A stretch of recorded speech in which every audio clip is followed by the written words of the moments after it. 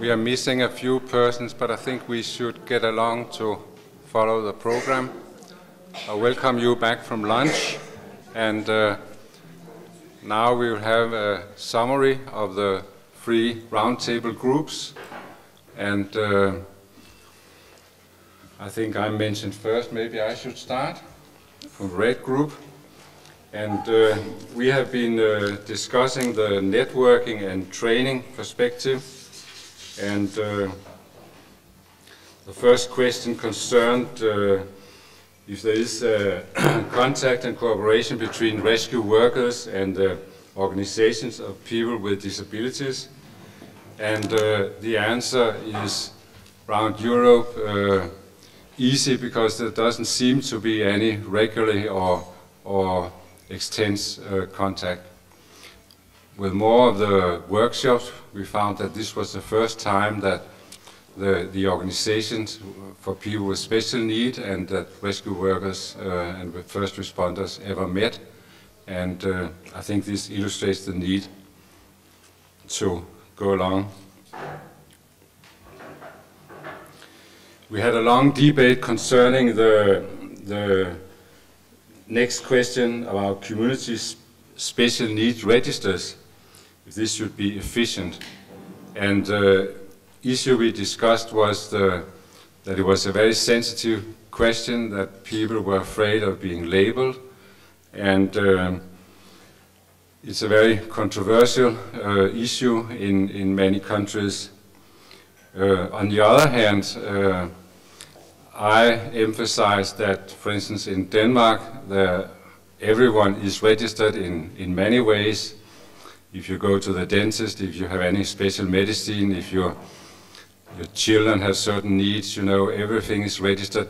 But usually these registers are not combined. They can be it for research, but the number of registrations are huge. What came up in this discussion was that, okay, if we talk about life-saving situation, shouldn't we be willing to use some kind of registration, perhaps on a local level? And the issue was who can use this information, who should use it, and for which groups. And Lars from the Danish Deaf Organization said that, okay, if it was voluntary, he would have no problem, but an obligatory registration would be very controversial among his members. Moya from the UK were also talking in favor of local registration, the same as Talia has been talking about, that in local communities there is a knowledge about people who has problems, all kind of problems, besides the one we are talking about here, and this knowledge could, of course, be collected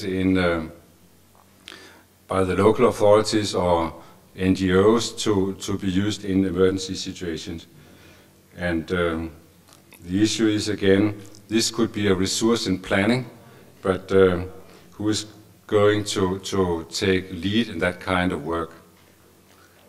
So I think what we came up with was that there could be a strong need to make some kind of mapping before disaster, and this should be done on a local level. And there was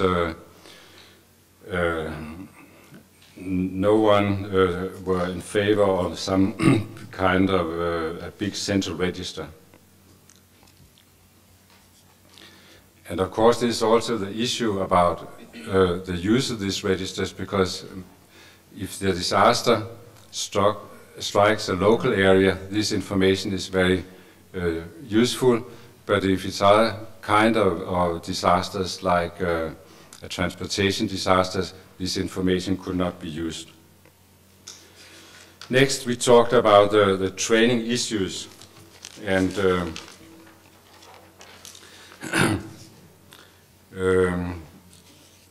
it seems that there is a big need for training as part of the training about special needs in the education of first responders, ambulance drivers, firefighters, and policemen. And there was an illustration from the UK that people here, first responders, have like half an hour of teaching where they learn finger spelling and they learn to spell their own name, and that's the whole package in this training program. But I think what we came close to was that there could be some very good effects of suggesting these groups to have more comprehensive training, because first they could learn, like we have seen on the Czech DVD, about special issues that are very useful to them, but they could also, there could be some kind of spillover effect, because if they trained with people with disabilities, then they could use some of this, some of the principles about communication and caretaking. They could also use them with all other groups that they are servicing. And Moya also emphasized that the need to reduce insecurity and anxiety in first responders. And by having hands-on and meeting people with disabilities, their insecurity could be reduced. We also talked about some of the other groups, the psychosocial acute helpers and caregivers. One problem with psychosocial acute helpers is that the special expertise that is present in the countries are not generally known, and it's usually hard to access. And but there is certainly a need to think about caregivers. I don't think we were so attentive about that, but I think Talia told us that about the need to think of, besides first responders, there could also be people on a phone line and social workers that were deeply engaged for long periods during the emergency and also afterwards, and there could often be burnout and other problems. So they should be trained to be attentive to symptoms in themselves and as well as in others. And that should be part of the official disaster psychosocial planning.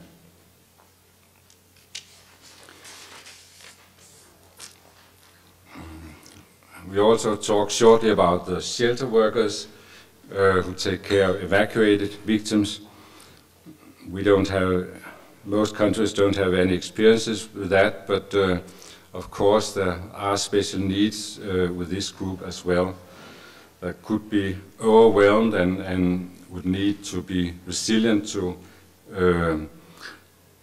be ready to have long periods with responsibility for evacuated people.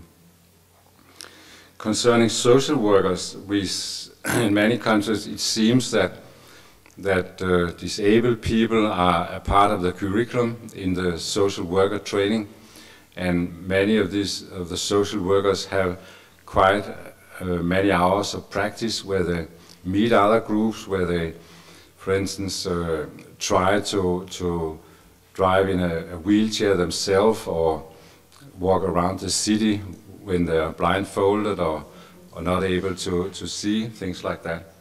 And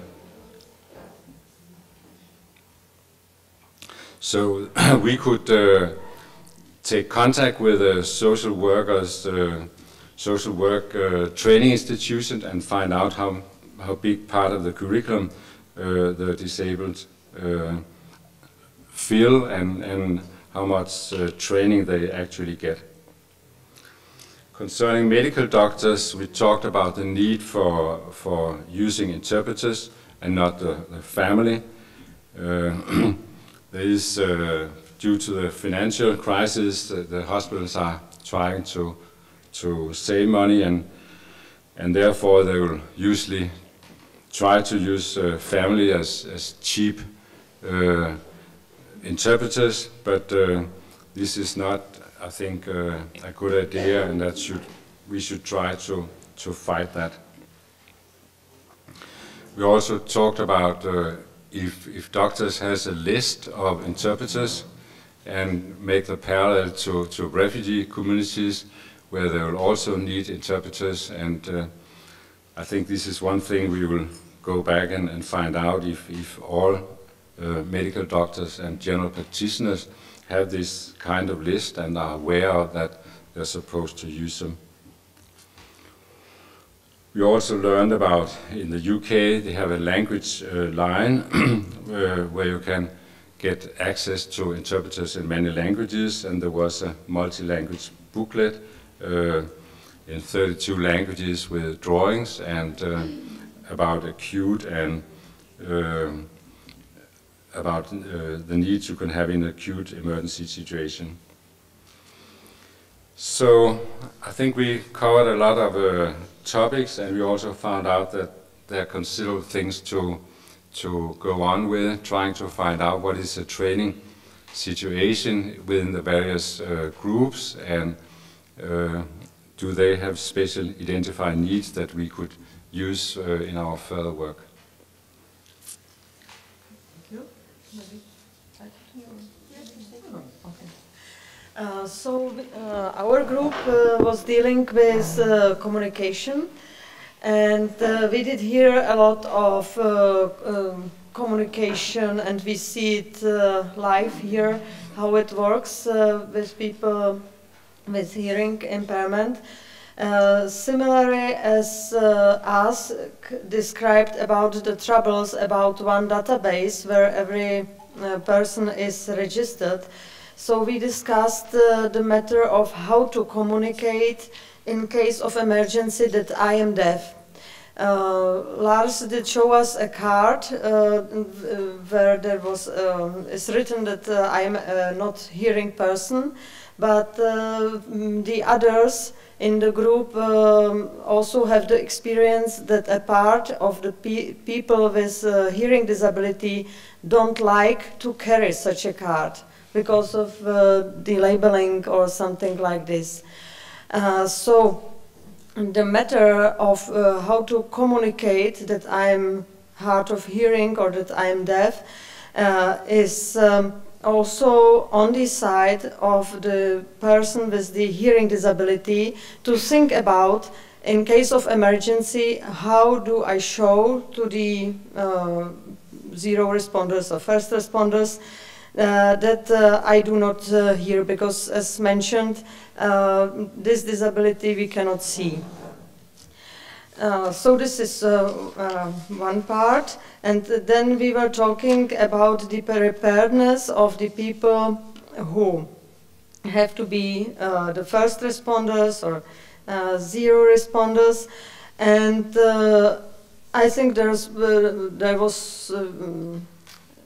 we were talking quite a lot about, so maybe they should know some basic science, and also have a paper and pen available to write, or if the person does not understand written language, so to paint pictures, because we can use also this. And again, we were coming to the basic discussion of the necessity to be responsive to each other and get in dialogue, and we discussed also the specificity of the communication under danger.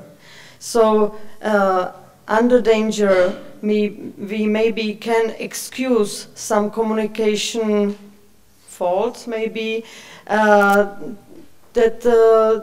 the rescue workers just do their work. It means they save our life, and in that moment maybe they are not communicating so much, but then in the next step there should be someone who communicates what happens. We had a discussion on it. I think there is not absolute agreement about what how much communication should be already in the moment of rescuing someone. But we were also talking about it under high risk when the life is insecure. So we should not like play games. Yeah? So we should forget about correct names or something like this. But we have to act.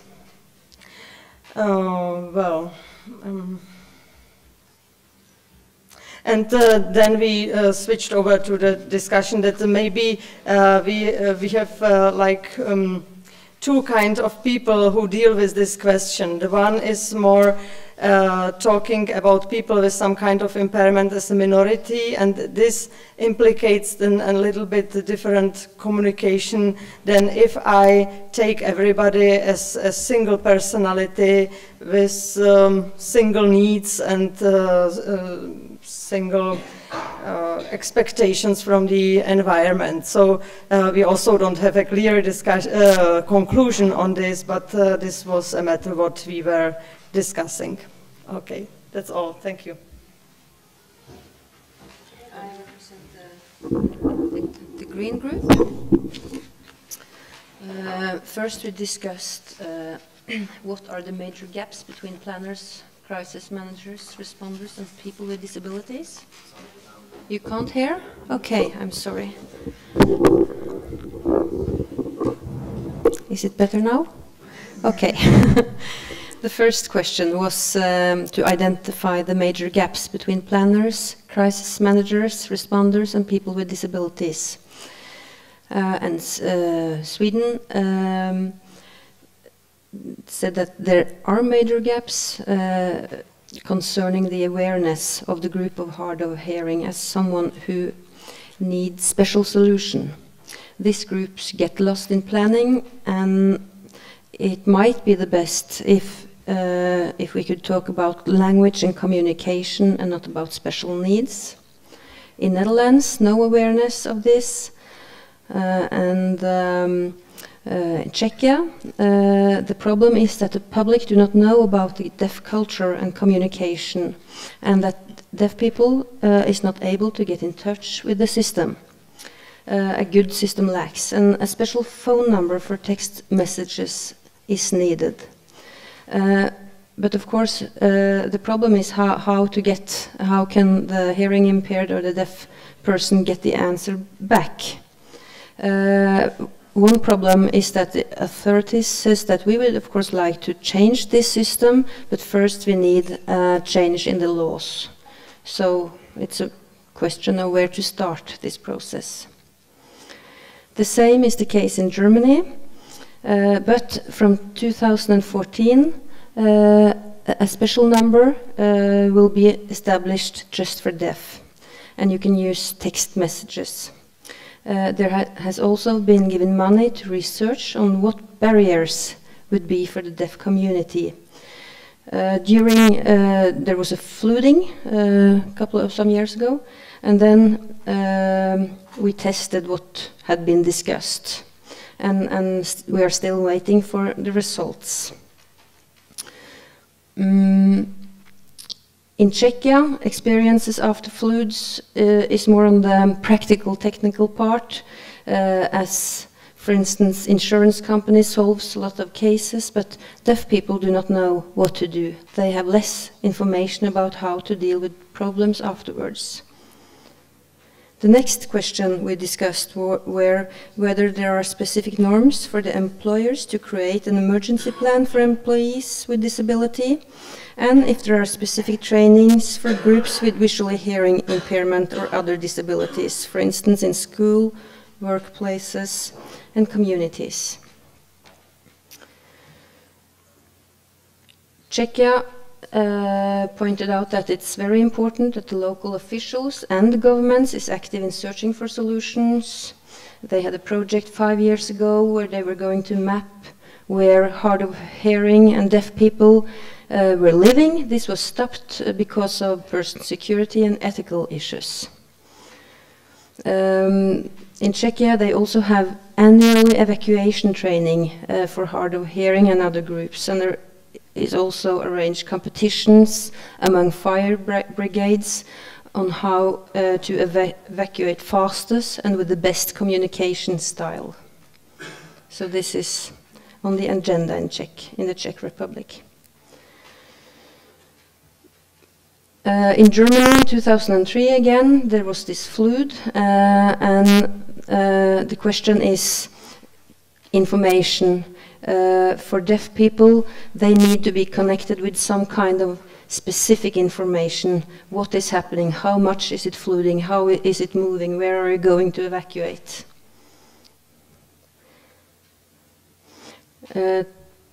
Thomas gave us an example from his workplace that they used 2 years to establish an alarm system for deaf, but now they have it, and it's based on a sender system to a vibrator, which the deaf people wear on their belt. And then Robert reminded us that the purpose of these 2 days is to combine psychotraumatology and experiences of people with hearing and visual impairment. What gives hope and a feeling of connectivity, and what does it mean on both acute basis and on long-term basis? Obviously, there are different needs for different target groups. And what kind of traumatic stress are we talking about? The next question was, are there specific crisis management plans for transient places like school and so on? In Sweden, they have managed to produce a list of people connected to the SOS alarm center.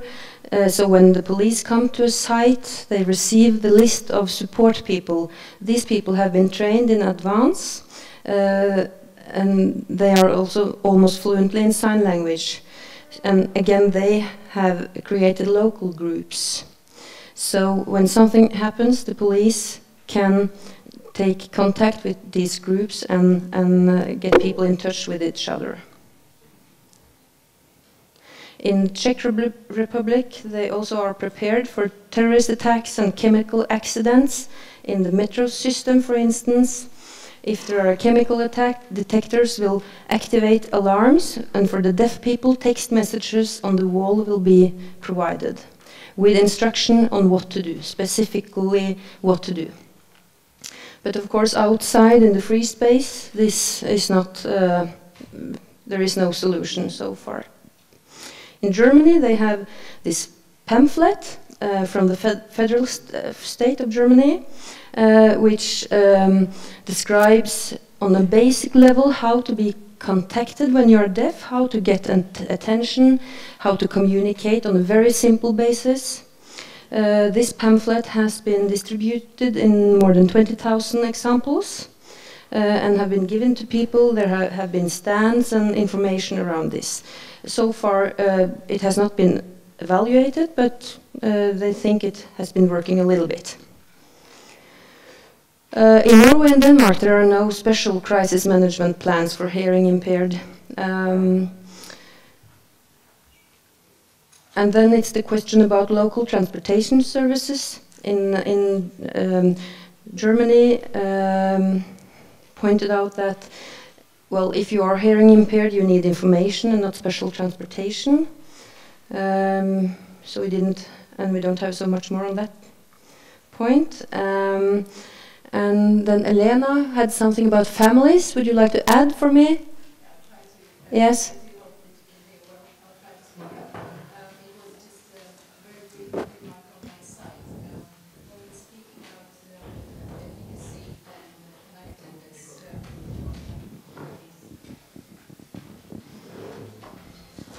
Is it better now? Okay. Yes.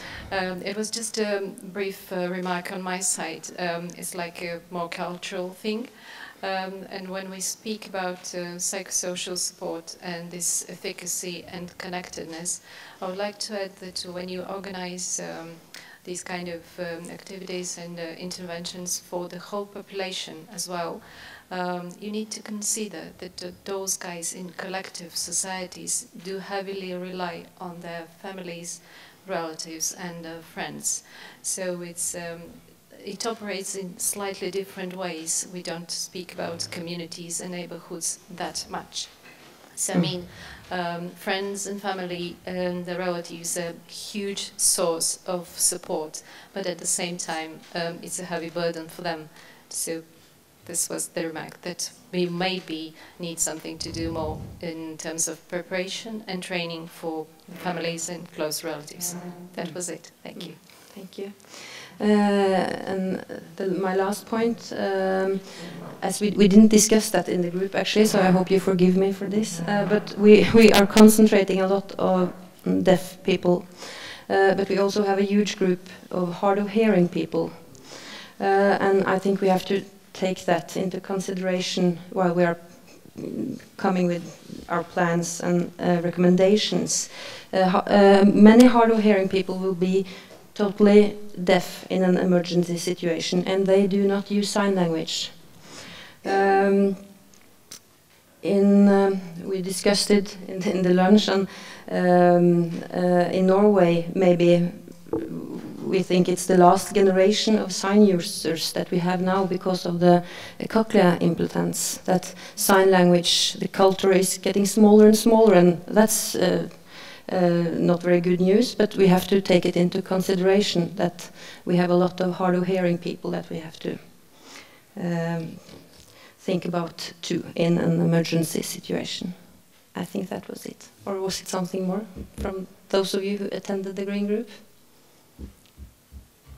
No? Okay, thank you.